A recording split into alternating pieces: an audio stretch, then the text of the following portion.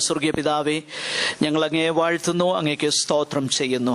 ഈ പകൽ സമയം തുടർന്ന് അല്പനിമിഷം ദൈവ സാന്നിധ്യത്തിൽ അടിയങ്ങളായിരിക്കുന്നത് അടിയങ്ങൾക്ക് അനുഗ്രഹത്തിനും നന്മയ്ക്കും ആത്മീക വർധനവിനും കർത്താവിൻ്റെ പുണ്യനാമത്തിൻ്റെ പുകഴ്ചയ്ക്കും കാരണമാകണം. യേശുവിൻ നാമത്തിൽ തന്നെ ആമേൻ.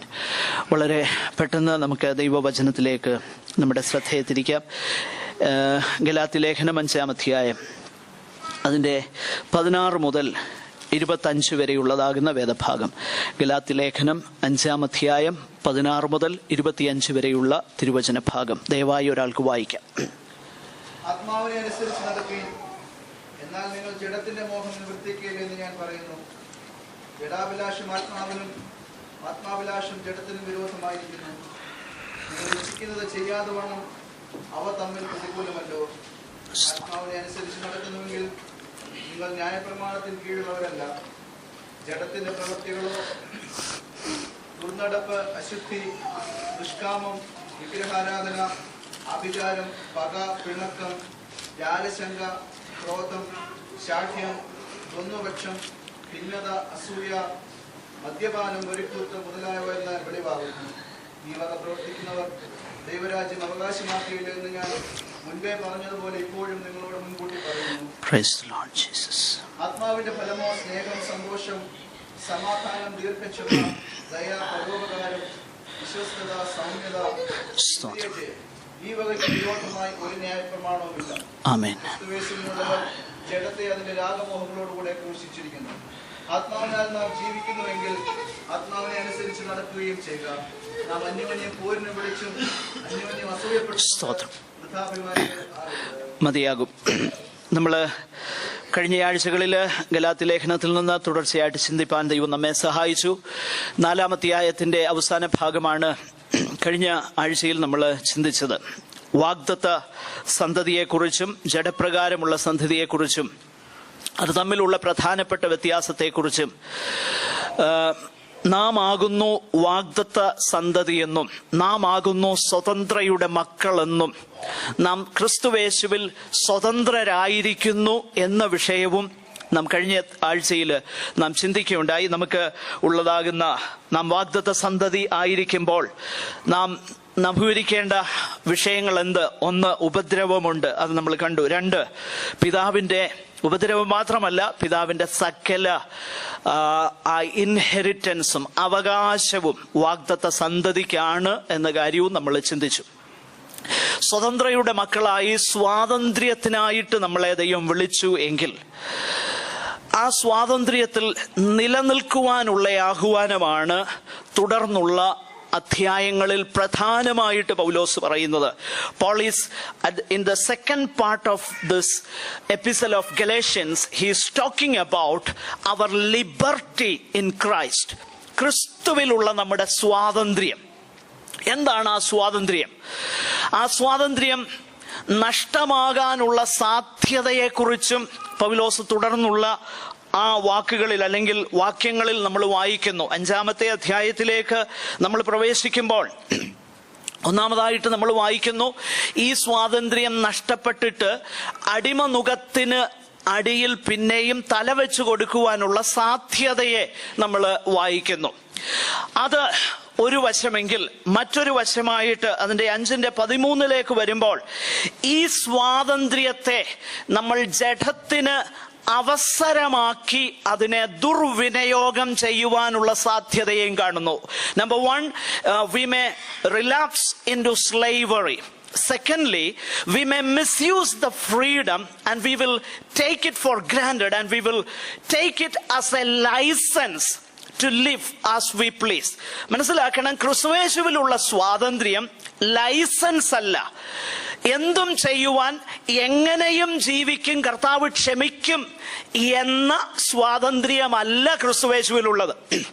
നേരെ മറിച്ച് ക്രിസ്തുയേശുവിലുള്ള സ്വാതന്ത്ര്യം നമ്മൾ ജഡത്തിന് അവസരം കൊടുക്കാതെ, we shall not indulge in flesh, whereas we must serve one another in love. നമ്മൾ ജഡത്തിന് അവസരം കൊടുക്കാതെ അന്യോന്യം സ്നേഹത്തിൽ സേവിക്കുവാനുള്ള സ്വാതന്ത്ര്യമാണ്. മറ്റൊരിടത്ത് നമ്മൾ വായിക്കുന്നു 2 കൊരിന്ത്യർ 3:17-18 വാക്യങ്ങളിൽ, ആത്മാവുള്ളിടത്ത്, ദൈവം ആത്മാവാകുന്നു, ആത്മാവുള്ളിടത്ത് സ്വാതന്ത്ര്യമുണ്ട്. എന്തിനാ സ്വാതന്ത്ര്യം? അടുത്ത വാക്യം വളരെ വ്യക്തമാണ്. നാം വായിക്കുന്നു, ക്രിസ്തുവെ ദൈവത്തിന്റെ തേജസ് കണ്ണാടി പോലെ പ്രതിബിംബിക്കുന്നവരായി ഈ പരിശുദ്ധാത്മാവിനാൽ, ഈ ആത്മാവിനാൽ നാം എല്ലാവരും അതേ പ്രതിമയായി, ആരുടെ പ്രതിമയായി? കർത്താവിന്റെ പ്രതിമയായി, കർത്താവിന്റെ ഇമേജിൽ നാം എന്ത് ചെയ്യുന്നു? രൂപാന്തരപ്പെടുന്നു. അപ്പോൾ ക്രിസ്തുവിലുള്ള സ്വാതന്ത്ര്യം തോന്നിയതുപോലെ ജീവിച്ച ശേഷം ദൈവം ക്ഷമിക്കുമെന്നുള്ള ലൈസൻസ് അല്ല. സ്വാതന്ത്ര്യം തന്നേക്കുന്നത് കർത്താവിനെ പോലെ ആകാൻ സ്വാതന്ത്ര്യം തന്നേക്കുക എന്ന് പറഞ്ഞാൽ, ദൈവം അത് നമ്മുടെ മേൽ അടിച്ചേൽപ്പിക്കാൻ ആഗ്രഹിക്കുന്നില്ല. ദൈവം സ്വാതന്ത്ര്യം തന്നു. സ്വാതന്ത്ര്യം തന്ന ശേഷം അതിനുള്ള ഉദവികളെല്ലാം തന്നു. അതിന് നമുക്ക് കഴിയത്തില്ലെന്നറിയാം. കാരണം നമ്മിൽ വസിക്കുന്ന പാപം ദൈവത്തിന്റെ പ്രമാണത്തിന് നേരെ എതിരാ. നമ്മെ കൊണ്ടൊക്കുകയില്ലെന്ന് ദൈവത്തിന് നന്നായി അറിയാം. ദൈവത്തിന് നന്നായി അറിയാം. നമ്മൾ ചിന്തിക്കും, ഈ ഉപദേശി പറയുന്ന, അല്ലെ ഈ പുസ്തകം പറയുന്ന ഈ കാര്യമൊക്കെ, ഇതൊക്കെ ആർക്ക് കഴിയും? കഴിയത്തില്ല. അത് ദൈവത്തിനും അറിയാം നമുക്ക് കഴിയത്തില്ലെന്ന്. എന്നാൽ നമുക്ക് കഴിയാത്തത് നമ്മിൽ ചെയ്യാനുള്ള പ്രൊവിഷൻ ദൈവം ഒരുക്കിയിട്ടാണ് ഈ സ്വാതന്ത്ര്യം തന്നത്. അതാണ് നമ്മൾ മനസ്സിലാക്കേണ്ടത്. സ്വാതന്ത്ര്യം തന്നു എന്തിന്? കർത്താവിനെ പോലെയാകുവാൻ, കർത്താവിന്റെ ആ സ്വരൂപത്തോട് അനുരൂപപ്പെടുവാൻ, സ്നേഹത്തിൽ അന്യോന്യം സേവിക്കുവാൻ. ലൈസൻസ് അല്ല. ദൈവം ക്ഷമിക്കുമല്ലോ, അതുകൊണ്ട് ഇനി എങ്ങനെ വേണമെങ്കിലും ജീവിക്കാം എന്ന ചിന്തയല്ല. ഒരു ക്രിസ്തു ഭക്തന്, ദൈവത്തിന്റെ ആത്മാവിനാൽ നടത്തപ്പെടുന്ന ഒരു വിശുദ്ധന് ആ ചിന്തയല്ല മനസ്സിൽ വരുന്നത്. അയ്യോ, ഞാൻ തെറ്റിയല്ലോ, എന്നോട് ക്ഷമിക്കണമേ, എനിക്ക് കൃപ തരണമേ എന്നുള്ള മാനസാന്തരവും ദൈവത്തിലുള്ള ആശ്രയവും ദൈവത്തിന്റെ ആത്മാവിന്റെ നിറവിൽ ജയകരമാകുന്ന ജീവിതം നയിപ്പാനുള്ള താല്പര്യവുമുള്ളവരാണ് രക്ഷിക്കപ്പെട്ടവർ. അല്ലാത്തവർ ജഡീകരാണ്. അത് നമ്മൾ മനസ്സിലാക്കണം. ദൈവത്തിന്റെ വചനം വളരെ വ്യക്തമായി ആ കാര്യം പഠിപ്പിക്കുന്നു. ഇത് ഞാൻ പറയുന്ന വാക്കുകളല്ല, ദൈവവചനം നമ്മളെ പഠിപ്പിക്കുന്നത്. ആകട്ടെ, എനിക്ക് സമയം വളരെ പരിമിതമാണ്, വിശദീകരിക്കേണ്ട ഒത്തിരി കാര്യങ്ങളുണ്ട്. അതുകൊണ്ട് വളരെ പെട്ടെന്നും അതേസമയം തന്നെ ലളിതമായിട്ടും സാവധാനതയിലും പറഞ്ഞില്ലെങ്കിൽ നിങ്ങൾക്കത് മനസ്സിലാകുവാനും പ്രയാസമാണ്. അതുകൊണ്ട് വളരെ പെട്ടെന്ന് ഞാൻ ഈ കാര്യം പറയുവാനായിട്ട് ഞാൻ താല്പര്യപ്പെടുന്നു. ഞാൻ പറഞ്ഞല്ലോ, ദൈവത്തിന്റെ പരിശുദ്ധാത്മാവിനെ ഇതെങ്ങനെ സാധിക്കും? നമുക്ക് സാധിക്കുകയല്ലെന്ന് ഞാൻ പറഞ്ഞു. ദൈവത്തിന്റെ പരിശുദ്ധാത്മാവിനെ നമ്മുടെ ഹൃദയത്തിൽ തന്നു. ഈ 16 മുതൽ 25 വരെയുള്ള വാക്യങ്ങളിൽ 7 പ്രാവശ്യം പരിശുദ്ധാത്മാവിനെ കുറിച്ച് രേഖപ്പെടുത്തിയിട്ടുണ്ട്. 7 പ്രാവശ്യം. അതേസമയം തന്നെ ജഡത്തെക്കുറിച്ചും പല പ്രാവശ്യം രേഖപ്പെടുത്തിയിരിക്കുന്നു. The flesh and the spirit, ആത്മാവും ജഡവും. ഈ 2 പ്രയോഗങ്ങൾ ഉണ്ട്. എല്ലാവരും ശ്രദ്ധിക്കണേ. ഇത് വളരെ മനസ്സിലാകാൻ ബുദ്ധിമുട്ടുള്ള കാര്യമാണ്. പെട്ടെന്ന് നമ്മൾ എപ്പോഴും കേൾക്കുന്നതല്ലോ, അതുകൊണ്ട് ശ്രദ്ധിക്കുക. ജഡവും ആത്മാവും, ഇത് തമ്മിലുള്ള കോൺഫ്ലിക്റ്റ്, ഇത് തമ്മിലുള്ളതാകുന്ന ആ യുദ്ധമാണ്. In other words, as somebody has rightly said, every Christian is a walking civil war. എല്ലാ ദൈവവും ക്രിസ്ത്യാനിയും അവനൊരു ആഭ്യന്തര യുദ്ധം കൊണ്ട് നടക്കുകയാണെന്ന് സാരം. എന്ന് പറഞ്ഞാൽ, ഒരു ഫോഴ്സ് ദൈവ വഴിയിലേക്ക് നമ്മളെ ആകർഷിക്കുന്നു, മറ്റൊരു ഫോഴ്സ് തെറ്റായ വഴിയിലേക്ക് നമ്മളെ പിടിച്ചുകൊണ്ടുപോകുന്നു. ഞാൻ പറഞ്ഞ വാക്കുകൾ ശ്രദ്ധിക്കണം. ഒരു ഫോഴ്സ് ദൈവ വഴിയിലേക്ക് നമ്മളെ ആകർഷിക്കുന്നു, നമ്മളെ പിടിച്ചുകൊണ്ടുപോകുന്നില്ല, ആകർഷിക്കുന്നു, നമുക്കതിനുള്ള കഴിവ് തരുന്നു. എന്നാൽ മറ്റൊരു ശക്തി നമ്മളെ തെറ്റായ മാർഗത്തിലേക്ക് ബലം പ്രയോഗിച്ച് പിടിച്ചുകൊണ്ടുപോകുന്നു. This is the fact of Christian victory. We have to be overcomers. How can we ever do that? നമുക്കിത് എങ്ങനെ ചെയ്യുവാനായിട്ട് കഴിയും? ആത്മാവും ജഡവും. ജഡമെന്ന് പറയുന്നത് കൊണ്ട് അവിടെ അർത്ഥമാക്കുന്നത് നമ്മുടെ ഈ ശരീരമല്ല എന്ന കാര്യം മനസ്സിലാക്കണം. ശരീരമോ ശരീരത്തിന്റെ ലെജിറ്റിമേറ്റ് ആയിട്ടുള്ള ആഗ്രഹങ്ങളോ ദൈവം വെച്ചിരിക്കുന്ന ആ പ്രമാണങ്ങളോ അതിൽ തന്നെ പാപമല്ല. ശ്രദ്ധിക്കണേ. ഫോർ എക്സാമ്പിൾ, ഉറങ്ങണമെന്നുള്ളത് ശരീരത്തിന്റെ നീഡ, അതിൽ തന്നെ പാപമല്ല. അതിൽ തന്നെ പാപമല്ല. എന്നാൽ അത് പാപമാകും എപ്പോൾ? നൈറ്റ് ഡ്യൂട്ടി ചെയ്തില്ലെങ്കിലും സഭായോഗത്തിന് വന്നിരുന്ന് ഉറങ്ങിയാൽ അത് പാപമാ. മനസ്സിലാകുന്നുണ്ടോ? ഉറങ്ങണമെന്നുള്ളത് നമ്മുടെ നീഡ, പക്ഷെങ്കിൽ അത് പാപമാകാൻ സാധ്യതയുണ്ട്. ആ പാപ പ്രകൃതത്തിലേക്ക് നമ്മെ നയിക്കുന്ന ഒരു ഘടകമുണ്ട്. ആ ഘടകമാണ് പാപം. ആ ഘടകമാണ് ജഡം. മനസ്സിലാക്കാൻ വേണ്ടി ഞാൻ പറയാം. സിൻഫുൾ നേച്ചർ, പാപപ്രകൃതം, അതാണ് ഫ്ലഷ്, ഈ ശരീരമല്ല. അപ്പോൾ ആ പാപപ്രകൃതം ഈ ശരീരത്തെ ഉപയോഗിക്കും. ശ്രദ്ധിക്കണേ, എല്ലാവരും കൂടെ കേൾക്കണേ. ഈ പാപപ്രകൃതം ശരീരത്തെ ഉപയോഗിക്കും. അപ്പോഴാണ് ജഡത്തിന്റെ പ്രവർത്തികൾ ഇന്നവയെന്ന് വെളിവാകുന്നു എന്ന് എഴുതിയേക്കുന്നു. വായിച്ചല്ലോ നമ്മള്. ഇന്നവയെന്ന് വെളിവാകുന്നു. It is obvious. അതായത് തെളിയുന്നു. It is evident. ജഡത്തിന്റെ പ്രവർത്തികൾ എന്റെ സംസാരത്തിൽ, എന്റെ പെരുമാറ്റത്തിൽ, എന്റെ നടപ്പിൽ തെളിയിക്കപ്പെടുകയാ. അല്ലാതെ എന്റെ ശരീരം അതിൽ തന്നെ പാപമല്ല. ഞാൻ വ്യക്തമാകാൻ വേണ്ടി ഒന്നുകൂടെ പറയാം. ആത്മാവെന്ന് പറയുന്നത് അവിടെ പരിശുദ്ധാത്മാവാ, യാതൊരു സംശയവുമില്ല. പരിശുദ്ധാത്മാവ് നമ്മുടെ ഉള്ളിലുണ്ട്. വീണ്ടും ജനിച്ച ഒരു ദൈവ പൈതലിന്റെ ഉള്ളിൽ ദൈവത്തിന്റെ പരിശുദ്ധാത്മാവുണ്ട്. There are degrees of being filled with the Spirit. അതിന് വ്യത്യാസമുണ്ട്. ദൈവത്തിന്റെ പരിശുദ്ധാത്മാവിന്റെ നിറവും ആത്മസ്നാനവും അതിന് വ്യത്യാസമുണ്ട്. എങ്കിലും രക്ഷിക്കപ്പെട്ട ഒരു ദൈവ പൈതലിന്റെ ഹൃദയത്തിൽ ആത്മാവുണ്ട്. പരിശുദ്ധാത്മാവ് ജഡത്തെ ഉപയോഗിക്കും, ശരീരത്തെ ഉപയോഗിക്കും. ജഡമെന്ന് ഞാൻ ഉദ്ദേശിച്ചത് ശരീരം. ജഡമെന്ന് പറയുന്ന ആ സിൻഫുൾ നേച്ചർ, പാപപ്രകൃതവും ശരീരത്തെ ഉപയോഗിക്കും. മനസ്സിലാകാൻ വേണ്ടി പറയാം. ജോലി ചെയ്ത് ക്ഷീണിച്ച് വീട്ടിൽ വന്നു. വൈകിട്ട് ബൈബിൾ ക്ലാസ് ഉണ്ട്. പരിശുദ്ധാത്മാവ് പറയും, പോയേക്കാം, ഏതായാലും വളരെ പ്രയാസപ്പെട്ട് മുതലൊക്കെ മടക്കി വളരെ ബുദ്ധിമുട്ടി ഞാൻ നടക്കുന്ന ഒരു ക്ലാസ് അല്ലേ, പോയേക്കാം. ജഡം പറയൂ, തുണി അലക്കാനുണ്ട്, എന്തെല്ലാം കാര്യം ചെയ്യാനുണ്ട്. പരിശുദ്ധാത്മാവ് പറയും, കുഞ്ഞെ അല്ല, ആഴ്ചയിൽ ഒരു ദിവസമല്ല ഉള്ളോ, എല്ലാ ദിവസവും ഇല്ലല്ലോ. പരിശുദ്ധാത്മാവ് പറയും.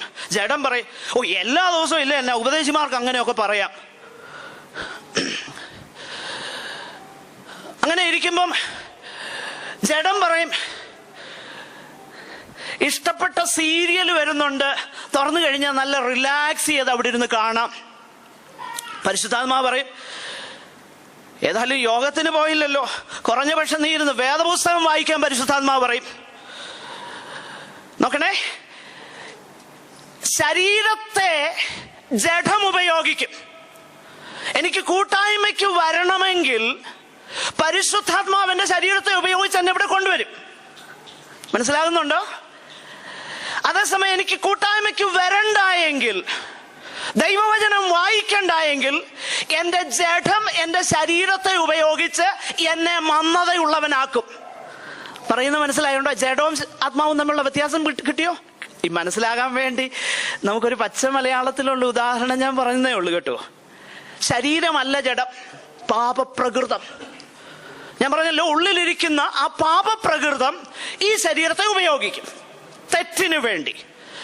പരിശുദ്ധാത്മാവ് എന്ത് ചെയ്യുമെന്നറിയാമോ? നന്മയ്ക്ക് വേണ്ടി ഉപയോഗിക്കും. പരിശുദ്ധാത്മാവ് പറയും, പുസ്തകം എടുക്ക്, വായിക്ക്. ഞാൻ എങ്ങനെയാ വായിക്കുന്നേ? ഞാൻ നടന്നുപോയി പുസ്തകം എടുത്ത് തുറന്ന് വായിക്കും. നോക്കിക്കേ, എന്റെ ശരീരം ഉപയോഗിച്ചു, എന്റെ കൈ ഉപയോഗിച്ചു, എന്റെ കണ്ണുപയോഗിച്ചു, എന്റെ ബുദ്ധി ഉപയോഗിച്ചു. ആരുപയോഗിച്ചു? പരിശുദ്ധാത്മാവ് ഉപയോഗിച്ചു. ജഡവും ഉപയോഗിക്കും. അവിടെ ചെന്ന് പണ്ട് കാലത്താന്നേല് നേരിട്ട് എന്ന് പവറൊക്കെ ഓൺ ചെയ്യണം. ഇപ്പൊ അത് വേണ്ടല്ലോ. സുഖമായിട്ട് കോച്ചയിലോട്ട് ഇരുന്ന്, ഇല്ലേ? മനസ്സിലായോ? ജഡം ഉപയോഗിക്കുന്നു എൻ്റെ ശരീരത്തെ. അപ്പോൾ ശരീരമല്ല ജഡം, ശരീരത്തെ പാപപ്രകൃതം ഉപയോഗിക്കുന്നു. പരിശുദ്ധാത്മാവും ഈ ശരീരത്തെ ഉപയോഗിക്കുന്നു. ആരാ ഉപയോഗിക്കുന്നതെന്ന് തീരുമാനിക്കാനുള്ള സ്വാതന്ത്ര്യമാണ് നമുക്ക് തന്നത്. മനസ്സിലായോ? ക്രിസ്തുവിലുള്ള സ്വാതന്ത്ര്യമെന്നാൽ പരിശുദ്ധാത്മാവാന്നോ ജഡമാന്നോ എന്നെ ഉപയോഗിക്കാൻ പോകുന്നതെന്ന് എനിക്ക് തന്നെ തീരുമാനിച്ച് എനിക്ക് തന്നെ ഏൽപ്പിച്ചു കൊടുക്കാനുള്ള സ്വാതന്ത്ര്യമാണ് ക്രിസ്തുയേശുവിലുള്ള സ്വാതന്ത്ര്യം. മനസ്സിലായല്ലോ ആ കാര്യം? അപ്പൊ ജഡവും ആത്മാവും. ഇനിയും നമുക്ക് പെട്ടെന്ന് മുൻപോട്ട് പോകാം. ആ കാര്യം വളരെ വിശദമായിട്ട് പറഞ്ഞു പോകേണ്ട കാര്യമാണ്. ഒന്നാമതായിട്ട് ഈ രണ്ട് പ്രകൃതങ്ങളും, ദിവ്യ സ്വഭാവവും അല്ലെ പരിശുദ്ധാത്മാവും, ജഡത്തിന്റെ സ്വഭാവവും പാപപ്രകൃതവും, ഞാൻ ആദ്യമേ പറഞ്ഞു ഇത് ശരീരത്തിലാണ് വെളിപ്പെടുന്നത്. ഇത് കാണാനൊക്കെയല്ല, പരിശുദ്ധാത്മാവിനെ കാണാനൊക്കെയല്ല, ജഡത്തെയും കാണാനൊക്കെയല്ല. അകത്തിരിക്കുന്ന പ്രകൃതമാ. എന്നെ കണ്ടു കഴിഞ്ഞാൽ ഒരു കുഴപ്പമില്ല, ക്ലീൻ ഷേവൺ, വൈറ്റ് ഡ്രസ് ഇട്ടേക്കുന്നു, ഒരു കുഴപ്പമില്ല, കാണാനൊക്കെയല്ല. പക്ഷെ കാണുന്നത് എങ്ങനെയാണെന്നറിയാമോ? ജഡത്തിന്റെ പ്രവൃത്തികൾ വെളിപ്പെടുമ്പോഴാണ് ഇത് കാണാൻ കഴിയുന്നത്. അങ്ങനെ വെളിപ്പെടുന്ന പ്രവർത്തികളെ കുറിച്ചാണ് ഞാനത് വിശദീകരിക്കുന്നില്ല. നിങ്ങൾ വീട്ടിൽ പോയി അതൊന്ന് ധ്യാനിക്കണം. ആ ഭാഗം ദൈവ സന്നിധാനത്തിൽ ഇരുന്നൊന്ന് ധ്യാനിക്കണം. 19 മുതൽ 21 വരെ ഒന്ന് വായിച്ചേ. ഞാനത് വിശദീകരിക്കത്തില്ല, അതുകൊണ്ട് ശ്രദ്ധിച്ച് കേട്ടോ. ജഡത്തിന്റെ പ്രവർത്തികളോ നോക്കണം. ജഡത്തിന്റെ പ്രവർത്തികളാ കാണുന്നത്, ജഡത്തെ കാണാനൊക്കെയല്ല, പ്രവർത്തികളാ കാണുന്നത്. പ്രവർത്തികളോ ദുർനടപ്പ്, അശുദ്ധി. വായിച്ചു. യെസ്. പക, പിണക്കം, യെസ് യെസ്, മുതലായവ എന്ന് പറഞ്ഞാൽ അതിന്റെ അർത്ഥം എന്താ? എക്സെട്ര. ആ ലിസ്റ്റ് എക്സോസ്റ്റീവ് അല്ല, ഒരു സമ്പൂർണ്ണ ലിസ്റ്റ് അല്ല, ഒരു സാമ്പിൾ ലിസ്റ്റാ. മനസ്സിലായോ? സാമ്പിൾ ലിസ്റ്റ് കൊടുത്തേക്ക. ജഡത്തിന്റെ പ്രവൃത്തികൾ മുതലായവ എന്ന് വെളിവാകുന്നു. കാണാൻ കഴിയത്തില്ല, പക്ഷെ കാണുന്നത് ഏതിലൂടെയാ? ശ്രദ്ധിക്കണേ. ജഡത്തിന്റെ പ്രവൃത്തികൾ ഇന്നതെന്ന് വെളിവാകുന്നു. എന്റെ ക്രോധവും കോപവും ഒക്കെ നിങ്ങൾക്ക് കാണണമെങ്കിൽ ഞാൻ അത് എക്സ്പ്രസ് ചെയ്തല്ലേ കാണാൻ പറ്റുള്ളൂ. മനസ്സിലായോ? അപ്പൊ അത് എക്സ്പ്രസ് ചെയ്യാൻ എന്റെ പാപ പ്രകൃതം എന്റെ ശരീരത്തെ എന്ത് ചെയ്യുന്നു? ഉപയോഗിക്കുന്നു, വെളിവാകുന്നു, തെളിയുന്നു. മദ്യപനെ അവൻ മദ്യപനാണെന്ന് അവന്റെ ഉള്ളിൽ മദ്യം ഉള്ളത് കൊണ്ട് എല്ലാവർക്കും അറിയണമെന്നില്ല. പക്ഷെങ്കിൽ അത് തെളിയിക്കുന്ന ഘട്ടങ്ങളുണ്ട്. അന്നേരം അവനെ അറിയുന്ന അവൻ മദ്യപിച്ചിരിക്കുകയെന്ന്. മനസ്സിലായോ? അപ്പൊ ഇതാണെന്ന് തെളിവാകുന്നു. എന്നാൽ 21-ാമത്തെ വാക്യം ഒന്ന് ശ്രദ്ധിച്ചേ. 21.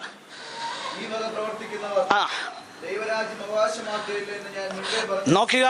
ഈ വക പ്രവർത്തിക്കുന്നവർ ദൈവരാജ്യം അവകാശമാക്കിയില്ല എന്ന് ഞാൻ മുൻപേ നിങ്ങളോട് പറഞ്ഞതുപോലെ ഇപ്പോഴും പറയുന്നു എന്ന് പറഞ്ഞാൽ അതിന്റെ അർത്ഥം എന്താ? അതിന്റെ അർത്ഥം എന്താ? അതിന്റെ അർത്ഥം എന്താണെന്ന് ഞാൻ പറയാം. അതിന്റെ അർത്ഥം മറ്റൊന്നുമല്ല. ദൈവമക്കളുടെ ജീവിതത്തിൽ കോപമോ ക്രോധമോ ചില ലാപ്സസോ ഒരിക്കലും ഉണ്ടാകയില്ലെന്നല്ല അതിന്റെ അർത്ഥം.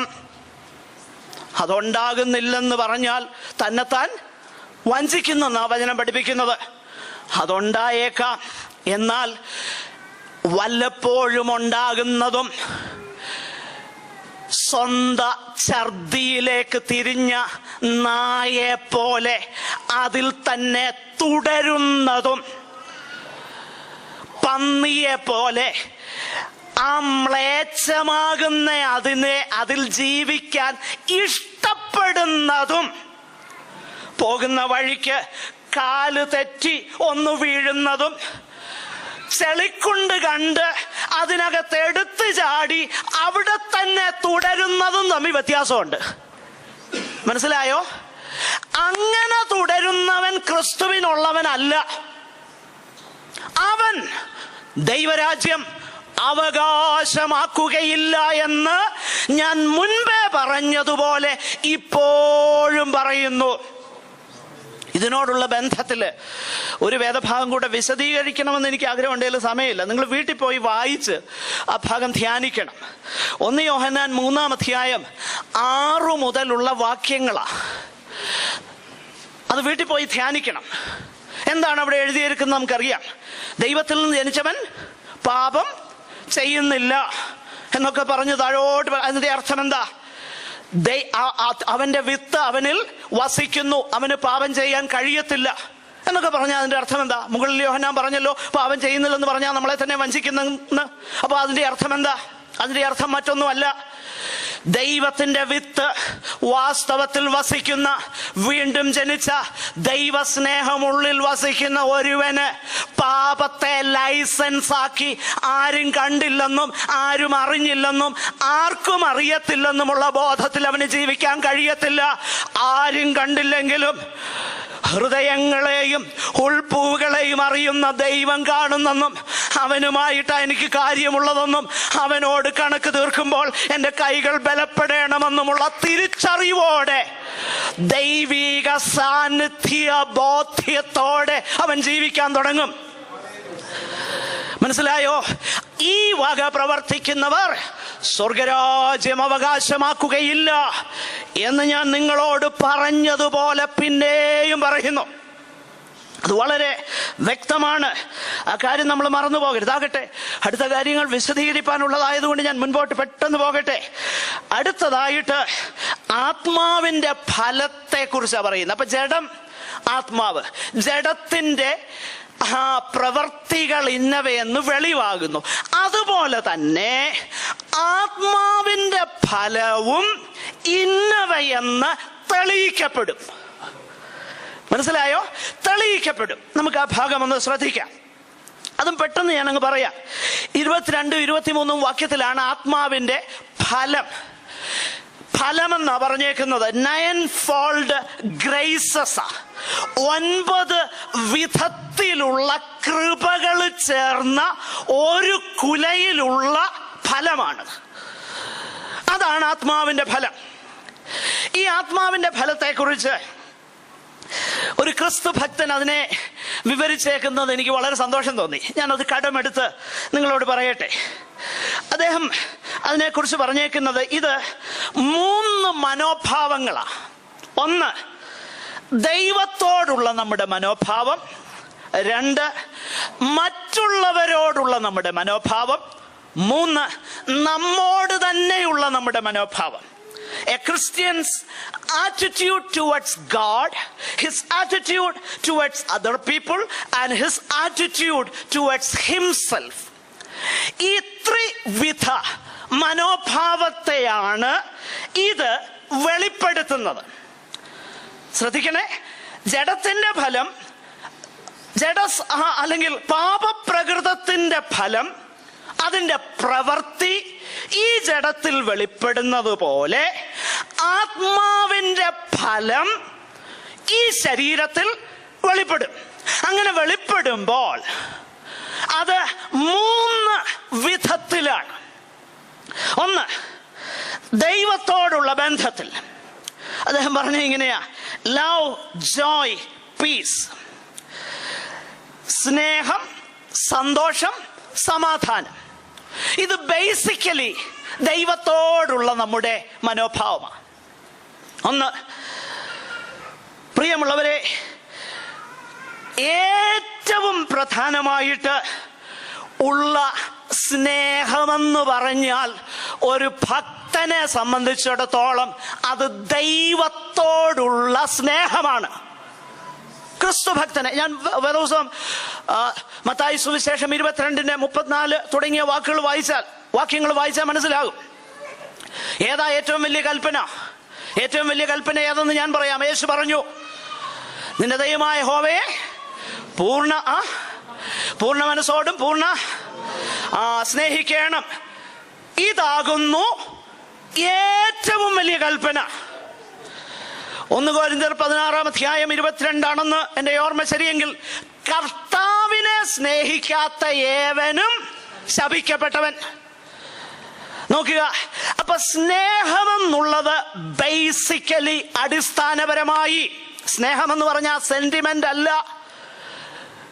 സ്നേഹമെന്ന് പറഞ്ഞാൽ ഏതിനേക്കാളും ഉപരി ദൈവത്തിന് നമ്മെ സമർപ്പിച്ച് ദൈവം നമുക്ക് സകലവുമായിരിക്കുന്ന അവസ്ഥയാണ് സ്നേഹം, ദൈവത്തോടുള്ള സ്നേഹം.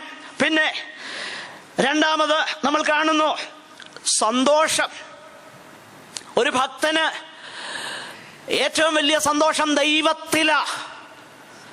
43-ാം സങ്കീർത്തനം അതിന്റെ 4-ാം വാക്യം ശ്രദ്ധിച്ചാൽ, ദൂരെ ഇരിക്കുന്ന ആ ഭക്തൻ ദൈവിക സാന്നിധ്യത്തിൽ നിന്ന്, ദൈവിക സാന്നിധ്യം വിളങ്ങുന്ന ആലയത്തിന്റെ സാമീപ്യത്തിൽ അവനെ മാറ്റിക്കളഞ്ഞു. അപ്പൊ അവൻ പറയുക, എനിക്ക് ഒരു കാര്യമേ ഉള്ളൂ, എന്റെ പരമാനന്ദമായ ദൈവത്തിങ്കലേക്ക് ഞാൻ ചെല്ലും. എനിക്ക് വേറെ ഒന്നുമല്ല ആനന്ദം. പ്രിയമുള്ളവരെ, നമുക്ക് ഇന്ന് ആനന്ദം തരുന്നത് പഴയ നമ്മുടെ ശരീരത്തിൽ, സ്വഭാവത്തിൽ നമുക്ക് ആനന്ദം തന്ന കാര്യങ്ങളാ ഇന്നും ആനന്ദം. ദൈവവചനവും ദൈവിക സാന്നിധ്യവും ബൈബിൾ ക്ലാസും ആനന്ദമല്ലെങ്കിൽ there is a serious flaw in your spiritual life. വളരെ പ്രമാദമായ, വളരെ അപകടകരമായ ഒരു വലിയ അപകടം നമ്മുടെ ജീവിതത്തിൽ ഉണ്ടെന്ന അതിന്റെ അർത്ഥം. ഞാൻ ഈ പറയുന്ന വാക്കുകൾ വളരെ ഗൗരവത്തോടും വളരെ കൺസേണോടും കൂടെയാ പറയുന്നത്. ദൈവം എനിക്ക് സാക്ഷി, എന്റെ പരമാനന്ദമായ ദൈവം. 3, പീസ്. എല്ലാവരും ഇവിടെ ശ്രദ്ധിക്കണേ, പ്ലീസ് എല്ലാവരും ഇങ്ങോട്ട് നോക്ക്. സമാധാനം. ആദ്യം സമാധാനം ആരോടാന്നറിയാമോ? ദൈവത്തോട് സമാധാനം. വിശ്വാസത്താൽ നീതീകരിക്കപ്പെട്ട ശേഷം നമുക്ക് ആരോട് സമാധാനമുണ്ട്? ദൈവത്തോട് സമാധാനം. നമ്മുടെ ദൈവമാ നമ്മുടെ സമാധാനം. അതിൽ നിന്നാ ബാക്കിയുള്ളതെല്ലാം വരുന്നത്. അങ്ങനെയെങ്കിൽ 1, ദൈവത്തോടുള്ള ബന്ധത്തിൽ. 2, മറ്റുള്ളവരോടുള്ള ബന്ധത്തിൽ. നമുക്കറിയാം ഗുഡ്നസ്, അല്ലെങ്കിൽ താഴെ നമ്മൾ വായിച്ചു നോക്കിക്കഴിഞ്ഞാൽ ദീർഘക്ഷമ, ദയ, പരോപകാരം മറ്റുള്ളവരോടുള്ള ബന്ധത്തില. 3, നമ്മോടുള്ള ബന്ധത്തിൽ. നമ്മൾ വിശ്വസ്തരായിരുന്നാൽ നമുക്ക് തന്നെ അൾട്ടിമേറ്റ്ലി ഗുണം. നമ്മൾ താഴ്മയുള്ളവരായിരുന്നാൽ നമുക്ക് തന്നെയാ ഗുണം. നമ്മൾ ഇന്ദ്രിയ ജയമുള്ളവരായാൽ ആർക്കാ അതിന്റെ ഗുണം? നമുക്ക് തന്നെയാ ഗുണം, നമ്മോടുള്ള ബന്ധത്തിൽ. അപ്പൊ ദൈവത്തോടുള്ള ബന്ധത്തിൽ, മറ്റുള്ളവരോടുള്ള ബന്ധത്തിൽ, നമ്മോട് തന്നെയുള്ള ബന്ധത്തിൽ ഉള്ള 9 വിധമാകുന്ന കൃപകള നിറഞ്ഞ ഒരു ഫലമാണ് ആത്മാവിന്റെ ഫലം. ഇതാണ് ജയകരമായി ജീവിപ്പാൻ നമ്മളെ സഹായിക്കുന്നത്. അങ്ങനെയെങ്കിൽ ഈ ആത്മാവ്, ഞാൻ പറഞ്ഞല്ലോ, ഫലം കൊണ്ടാണ് അവരെ തിരിച്ചറിയുന്നത്. യേശു തന്നെ അത് പറഞ്ഞു. മത്തായിയുടെ സുവിശേഷം 7-ാം അധ്യായം 29 മുതലുള്ളതാകുന്ന വാക്യങ്ങൾ ശ്രദ്ധിച്ചാൽ, 16 മുതലുള്ള വാക്യങ്ങൾ ശ്രദ്ധിച്ചാൽ നമുക്കറിയാം. ഞാൻ വായിക്കുന്നില്ല. ഇവിടെ ഈ വേദഭാഗം നമ്മൾ ശ്രദ്ധിച്ചാൽ ഇത് തമ്മിൽ പ്രതികൂലമായിരിക്കുക. എന്ത്? ജഡത്തിന്റെ പ്രവൃത്തിയും ആത്മാവിന്റെ ഫലവും. 17-ാം വാക്യം ഒന്ന് ശ്രദ്ധിച്ചേ. 17-ന്റെ 2-ാം ഭാഗം. ആത്മാവിലാവശ്യം ജഡത്തിനും ആ. വിരോധമായിരിക്കുന്നു. ആ നിങ്ങൾ ഇച്ഛിക്കുന്നത് ചെയ്യാതെ വണ്ണം ആ. അവ തമ്മിൽ പ്രതികൂലമല്ലോ. ശ്രദ്ധിച്ചേ, നിങ്ങൾ ഇച്ഛിക്കുന്നത് ചെയ്യാതെ വണ്ണം അവ തമ്മിൽ. അപ്പൊ ഉള്ളിൽ ആഗ്രഹമുണ്ട്. ഉപദേശം ഞങ്ങൾക്ക് ഇതൊക്കെ അറിയാം, ചെയ്യണമെന്ന് എനിക്ക് ആഗ്രഹമില്ലാഞ്ഞിട്ടല്ല. ആ പറയുന്ന വാക്കുകൾ ആത്മാർത്ഥതയില്ലാതെ പറയുന്ന വാക്കാണെന്ന് ഞാൻ കരുതുന്നില്ല. ചെയ്യണമെന്ന് എനിക്ക് ആഗ്രഹമുണ്ട്. പക്ഷെ പ്രശ്നം എവിടാ? ഇത് തമ്മിൽ എന്താ പ്രതികൂല? ഇച്ഛിക്കുന്നത് ചെയ്യാതെ വണ്ണം ആത്മാവിന്റെ പ്രവൃത്തിയും ആത്മാവിന്റെ ഫലവും ജഡത്തിന്റെ പ്രവൃത്തിയും തമ്മിൽ പ്രതികൂലം. റോമാലേഖനം 7-ാം 18, 22 ഒക്കെ വായിച്ചു നോക്കിക്കഴിഞ്ഞാൽ ഇത് തന്നെ കാണും. ഉള്ളം കൊണ്ട് ഞാൻ ദൈവത്തിന്റെ ന്യായപ്രമാണത്തിൽ രസിക്കുന്നു, എന്നാൽ എന്റെ ബുദ്ധിയോട് പ്രമാണത്തോട് പോരാടുന്ന വേറെ ഒരു പ്രമാണം എന്റെ അവയവങ്ങളിൽ കാണുന്നു. അത് എന്നെ എന്ത് ചെയ്യുന്നു? ബദ്ധനാക്കി കളയുന്നു. ഇൻഡ്വെല്ലിംഗ് സിൻ, എന്നിൽ വസിക്കുന്ന പാപം ദൈവകൃപ എന്നിൽ വെളിപ്പെടാതെ എന്നെ ബദ്ധനാക്കുന്നു. This is not the whole story. അടുത്ത വാക്യങ്ങൾ ശ്രദ്ധിച്ചാൽ, എന്നാൽ നാം ഒരു കാര്യം മനസ്സിലാക്കണം. ഈ അവസ്ഥയിൽ നമ്മുടെ തന്നെ റിസോഴ്സസിൽ നമ്മളായിരുന്നാൽ നമ്മൾ തകർന്നു പോകും. അതുകൊണ്ട് ദൈവം ചെയ്തത് എന്ത് കാര്യമെന്ന് അറിയാമോ? ആ അടുത്ത വാക്യങ്ങൾ നമ്മൾ വായിച്ചു നോക്കിക്കഴിഞ്ഞാൽ 2 കാര്യങ്ങൾ, 2 ഉത്തരവാദിത്വങ്ങൾ നമ്മുടെ പക്കലുണ്ട്. അത് ഞാൻ പറഞ്ഞല്ലോ, സ്വാതന്ത്ര്യം തന്നേക്കുക. സ്വാതന്ത്ര്യം തന്നു, തെരഞ്ഞെടുക്കാനുള്ള ആ അവസരവും തന്നു. എന്നിട്ട് പറയുകയാ, തെരഞ്ഞെടുക്കുക. ഇന്നത് ചെയ്താൽ ഇന്നത്, ഇന്നത് ചെയ്താൽ ഇന്നത്. It is up to you. ഇന്നത് ചെയ്യാനുള്ള കൃപ ഞാൻ തന്നു, ഇന്നത് ചെയ്യാനുള്ള നല്ലത് ചെയ്യാനുള്ള ആത്മശക്തി ഞാൻ സൗജന്യമായി തരികയാണ്. വേണോ? ഏറ്റെടുത്തോ, ചെയ്യാം. ഈ ഒരു ഓപ്ഷൻ വെച്ചിരിക്കുക നമ്മുടെ മുൻപിൽ. നമുക്കൊന്ന് ശ്രദ്ധിക്കാം പെട്ടെന്ന്. അതിന്റെ 24-ാമത്തെ വാക്യത്തില് ഒന്ന് കാണുന്നു, ക്രിസ്തുവേശുവിനുള്ളവർ രാഗമോഹങ്ങളോടുകൂടെ ക്രൂശിച്ചിരിക്കുന്നു. 1 ക്രൂശീകരണം, 2 ആത്മാവിനാൽ നാം ജീവിക്കുന്നു എങ്കിൽ, അതിന്റെ 25-ാമത്തെ വാക്യത്തിൽ ആത്മാവിനാൽ നാം ജീവിക്കുന്നുവെങ്കിൽ ആത്മാവിനെ അനുസരിച്ച്. അപ്പോഴൊന്ന് നമ്മൾ ക്രൂശിക്കണം, മറ്റൊന്ന് ആത്മാവിനെ അനുസരിച്ച് നടക്കണം. ഈ 2 കാര്യങ്ങളും ഇമ്പോർട്ടന്റ്. നാം മനസ്സിലാക്കണം, 2 ക്രൂശീകരണമുണ്ട്. 2 ക്രൂശീകരണമുണ്ട്. 1 റോമാലേഖനം 6-ന്റെ 6 എടുത്ത് വായിക്കണ്ട, വീട്ടിൽ പോയി വായിച്ചോ. ഗലാത്യലേഖനം 2-ന്റെ 20 ഞാൻ ക്രിസ്തുവേശുവിനോടുകൂടെ ക്രൂശിക്കപ്പെട്ടിരിക്കുന്നു. ദൈവം ചെയ്ത ക്രൂശീകരണമാത്. ഞാൻ ക്രിസ്തുവിൽ എന്ത് ചെയ്തു? മരിച്ചു. ഞാൻ ക്രിസ്തുവിൽ മറയപ്പെട്ടു. ഞാൻ യേശുവിൽ വിശ്വസിച്ചപ്പോൾ ദൈവം എന്റെ പാപമെല്ലാം ക്രിസ്തുവിന്മേൽ ചുമത്തിയപ്പോൾ എന്നെ കൂടെ ആ ക്രൂശിൽ വെച്ച് ക്രൂശിച്ചു. ഞാനും മരിച്ചു, ഞാനും അടക്കപ്പെട്ടു. എല്ലാവർക്കും വേണ്ടി ഒരുവൻ മരിച്ചിരിക്കാൻ എല്ലാവരും മരിച്ചിരിക്കുന്നു. ക്രിസ്തുവിനോടൊപ്പം ഞാൻ എന്ത് ചെയ്തു? മരിച്ചു. ദൈവം ചെയ്തു. എന്നാൽ ഈ ക്രൂശീകരണം എന്താ? ഈ ക്രൂശീകരണം ദൈവം ചെയ്തതല്ല, അതിനുള്ള കൃപ ദൈവം തന്നു. പക്ഷെ നമ്മൾ ചെയ്തതാ. എന്താണ് ആ ക്രൂശീകരണം? ക്രിസ്തുവിനോടൊപ്പം ഞാൻ ക്രൂശിക്കപ്പെട്ടപ്പോൾ ഞാൻ എന്ത് ചെയ്തു? എന്നെ എടുത്ത് ആ ക്രൂശിനോട് ചേർത്ത് വെച്ച് ഞാൻ തന്നെ അങ്ങ് തറച്ചു. ഇതിന്റെ പേരാണ് മാനസാന്തരം. മനസ്സിലായോ? മാനസാന്തരം എന്ന് പറയുന്നത് ഞാൻ ചെയ്യുന്നതും രക്ഷയെന്ന് പറയുന്നത് ദൈവം ചെയ്യുന്നതും. മാനസാന്തരം നടത്താന് എനിക്കെന്തേലും ഗുണമുണ്ടായിട്ടല്ല, അതിനും കൃപ ദൈവം തന്നതുകൊണ്ടാണ് ഞാൻ ചെയ്തത്. അല്ലെങ്കിൽ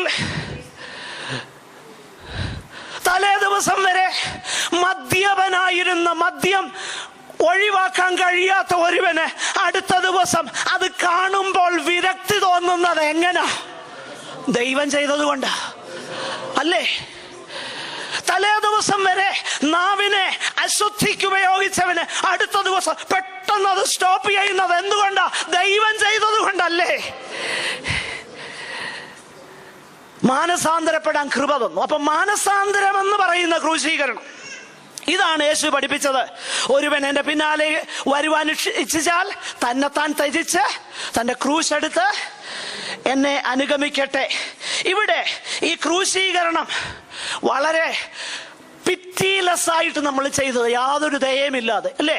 കർത്താവിന്റെ സ്നേഹം ഉള്ളി വന്നപ്പോ പല കാര്യങ്ങളെ കുറിച്ചും ലാഭമായിരുന്നതിനെ കുറിച്ചൊക്കെ ഛേദമെന്നെണ്ണിയിട്ട കർത്താവിന്റെ പുറമെ വന്നത്, അല്ലേ? പിന്നെ അന്നേരവും അറിയാമായിരുന്നു പാപത്തിന് എന്തോ ഉണ്ട്, തൽക്കാല ഭോഗമുണ്ടെന്നറിയാമായിരുന്നു. Fleeting pleasures of sin. പല കാര്യത്തിനും അതിൻ്റെതാകുന്ന സുഖമുണ്ട്, ഇല്ലേ? പാപത്തിന് നൈമഷിക സുഖമുണ്ടെന്ന് ആരോടും പറഞ്ഞു തരേണ്ട കാര്യമില്ല, ഉണ്ട്. പക്ഷെങ്കിൽ പാപത്തിന്റെ തൽക്കാല ഭോഗത്തെക്കാളും ക്രിസ്തുവിന്റെ നിന്ന വലിയ ധനമെന്നെണ്ണി ഞാൻ എൻ്റെ ആ ജഡത്തെ ക്രിസ്തുവിനോടൊപ്പം ആണി തറച്ച് അവിടെ ഏൽപ്പിച്ചു. ആദ്യം അങ്ങനെ ചെയ്തെങ്കിൽ ദിനംതോറും അത് ചെയ്യുന്നതാണ് ക്രിസ്തുവേശുവിനുള്ളവർ. ജഡത്തെ അതിന്റെ രാഗമോഹങ്ങളോടുകൂടെ ക്രൂശിച്ചിരിക്കുന്നു. ആദ്യം അത് ചെയ്തു, പക്ഷെ ദിനംതോറും ഞാൻ പിന്നെന്ത് ചെയ്യുക? ചെയ്തുകൊണ്ടേയിരിക്കുകയാ. മറ്റൊന്ന്, അത് മാത്രമല്ല, പരിശുദ്ധാത്മാവ് എന്നെ നടത്താമെന്ന് പറഞ്ഞിട്ടുണ്ട്. എന്നെ നടത്താമെന്ന് പറഞ്ഞിട്ടുണ്ട്. പക്ഷെങ്കിൽ ഞാൻ എന്ത് ചെയ്യണം? നടത്തുമ്പം നടക്കണം. മനസ്സിലായോ? പരിശുദ്ധാത്മാവ് നടത്താത്ത ആരുമില്ല. പക്ഷെങ്കിൽ പ്രശ്നം അവിടെയല്ല. പരിശുദ്ധാത്മാവ് നടത്താൻ വരുമ്പോൾ നടക്കാൻ തയ്യാറല്ലെങ്കിൽ പരിശുദ്ധാത്മാവ് ഒന്നും ചെയ്യത്തില്ല. അത് നമ്മൾ മനസ്സിലാക്കണം. ഞാൻ മുമ്പേ പറഞ്ഞല്ലോ, ദൈവികമാകുന്ന സകല വാഞ്ചയും തരുന്നത് ദൈവത്തിന്റെ ആത്മാവാ. പ്രാർത്ഥിക്കണമെന്ന് പ്രേരണ തരുന്നത് ദൈവാത്മാവാ. വേദപുസ്തകം ധ്യാനിക്കണമെന്ന് പ്രേരണ തരുന്നത് ദൈവാത്മാവാ. കർത്താവിന്റെ വേലയ്ക്ക് വേണ്ടി കൊടുക്കണമെന്ന് ദൈവാത്മാവാ പ്രേരണ തരുന്നത്. പക്ഷേ ഞാൻ എൻ്റെ കൈ കൊണ്ട് എൻ്റെ പേഴ്സ് എടുത്ത് അതിൽ നിന്ന് പണമെടുത്ത് ഓഫറിംഗ് പ്ലേറ്റിൽ ഇടുന്നത് എൻ്റെ ശരീരം ഉപയോഗിച്ച ഞാൻ ചെയ്തേ പറ്റൂ. ദൈവാത്മാവ് നടത്തും. യേശുവിനെ മരുഭൂമിയിലേക്ക് പരിശുദ്ധാത്മാവ് എന്ത് ചെയ്തു? നടത്തിയെന്നാ വായിക്കുന്നേ. പിടിച്ചോണ്ട് പോകല്ലായിരുന്നു, വലിച്ചോണ്ട് പോകുകയല്ലായിരുന്നു. പരിശുദ്ധാത്മാവ് നടത്തിയപ്പം നടക്കാൻ തയ്യാറുള്ളവർ ഒന്ന് ജഡത്തെ രാഗമോഹങ്ങളോടുകൂടെ ഒരിക്കൽ ക്രൂശിച്ചു. അന്ന് നമ്മൾ പാട്ട് എന്താ ഓർമ്മയുണ്ടല്ലോ, ഫറവോന് ഞാനിനി അടിമയല്ല, പരമസിയോനിൽ ഞാൻ അന്യനല്ല എന്ന് പാടിയിട്ട് കുഞ്ഞുങ്ങളുടെ ഒരു സൺഡേ സ്കൂൾ സോങ് ഉണ്ട്, books I used to read, place I used to go. എനിക്ക് ആനന്ദം തന്ന, എനിക്ക് സന്തോഷം തന്ന ഒത്തിരി സ്ഥലങ്ങളുണ്ട്. I read them no more. അങ്ങനെയെങ്കിൽ പണ്ട് എനിക്ക് ആനന്ദം തന്ന TV ഷോസ് ഇന്നും എനിക്ക് ആനന്ദം അതാ തരുന്നതെങ്കിൽ something is basically wrong with us. അതാണോ ഇപ്പോഴും ആനന്ദം തരുന്നത്? അതോ ദൈവവചനമാണോ? അപ്പോൾ നാം എന്ത് ചെയ്യണം? ജഡം നമ്മിൽ കർത്തൃത്വം നടത്തത്തില്ല, വാഗ്ദത്തമാണ്. ആ വാഗ്ദത്തം എങ്ങനെയാ എൻ്റെ ജീവിതത്തിൽ നിറവേറുന്നത്? ഒന്ന്, ഞാൻ എൻ്റെ ജഡത്തെ പിന്നെയും നാൾ തോറും തൻ്റെ ക്രൂശ് എടുത്ത് യേശുവിനെ അനുഗമിക്കുകയും ആത്മാവിൻ്റെ ഹൃദയത്തിൽ പ്രേരണ തരുമ്പോൾ പരിശുദ്ധാത്മാവിനെ അനുസരിച്ച് ഞാൻ എൻ്റെ കാൽപാദങ്ങൾ വെക്കുകയും ചെയ്യുമ്പോൾ കൃപാദാനങ്ങളാൽ ആത്മാവിന്റെ ഫലത്താൽ എൻ്റെ ജീവിതം അനുഗ്രഹിക്കപ്പെടാൻ തുടങ്ങും. ഫലം കണ്ടുകൊണ്ട് മറ്റുള്ളവർ തിരിച്ചറിയാൻ തുടങ്ങും. ഈ മരം ഏതാണെന്ന് തിരിച്ചറിയാൻ തുടങ്ങും. അങ്ങനെയെങ്കിൽ ദൈവസന്നിധാനത്തിൽ എൻ്റെ സമയം അതിക്രമിച്ചതിനാൽ ഞാൻ അവസാനിപ്പിക്കട്ടെ. ഒരു നിമിഷം നമ്മുടെ കണ്ണുകളെ നമുക്കൊന്ന് അടയ്ക്കാം. കർത്താവിന്റെ വചനത്തിൽ കൂടെ ദൈവം നമ്മോട് സംസാരിച്ചുവെങ്കിൽ പ്രിയമുള്ളവരെ ദയവായി ശ്രദ്ധിക്കുക.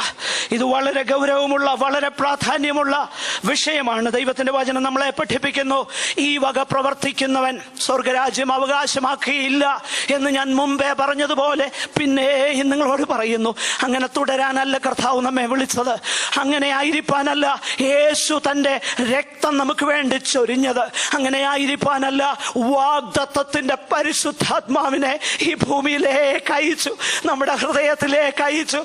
ദൈവത്തിന്റെ വചനം നമ്മുടെ കരങ്ങളിൽ തന്നു. അനേക വിശുദ്ധന്മാർക്ക് കൂട്ടായ്മകളില്ലാതെ ഇരിക്കുമ്പോൾ ദൈവം നമുക്ക് കൂട്ടായ്മയ്ക്ക് അവസരം തന്നു. ദൈവം നമുക്ക് വിശുദ്ധന്മാരെ തന്നു. ദൈവം നമുക്ക് കൂടി വരുവാനുള്ള സ്ഥലം തന്നു. ദൈവം നമുക്ക് ആരോഗ്യം തന്നു. ദൈവം നമുക്ക് വാഹനം തന്നു. ദൈവം നമുക്ക് സകലവും തന്നിട്ട് നാം ദൈവത്തെ സ്നേഹിക്കുന്നവരല്ലെങ്കിൽ നമുക്ക് അയ്യോ കഷ്ടം, നമുക്കൊരു എക്സ്ക്യൂസും ദൈവസന്നിധാനത്തിൽ പറയുവാനില്ല.